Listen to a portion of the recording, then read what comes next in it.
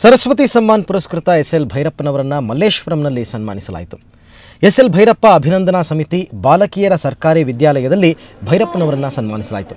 ಬಳಿಕ ನಡೆದ ಸಂವಾದದಲ್ಲಿ ಮಾತನಾಡಿದ ಭೈರಪ್ಪ, ಮುಂದಿನ ಜನ್ಮದಲ್ಲಿ ನಾನು ಸಂಗೀತಗಾರನಾಗಲು ಬಯಸುತ್ತೇನೆ. ಯಾಕಂದರೆ ಸಂಗೀತ ಅತ್ಯಂತ ಉತ್ಕೃಷ್ಟವಾದದ್ದು. ಜೊತೆಗೆ ಸಂಗೀತದ ಬಗ್ಗೆ ಬುದ್ಧಿಜೀವಿಗಳು ಟೀಕೆ ಮಾಡಲು ಹೋಗುವುದಿಲ್ಲ ಅಂತ ಹೇಳಿದರು.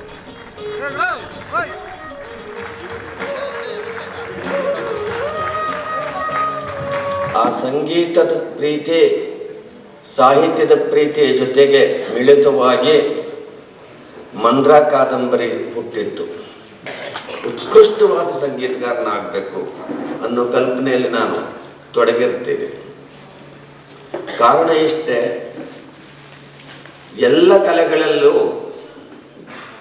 ಸಂಗೀತ ಅತ್ಯಂತ ಉತ್ಕೃಷ್ಟವಾದ ಕಲೆ. ಇನ್ನೊಂದು ವಿಶೇಷ ಸಂಗೀತಕ್ಕೆ ಅಂತಂದರೆ, ಸಂಗೀತವನ್ನು ಇನ್ಯಾರೂ ಬುದ್ಧಿಜೀವಿಗಳು ವಿಮರ್ಶೆ ಮಾಡೋಕ್ಕಾಗಲ್ಲ.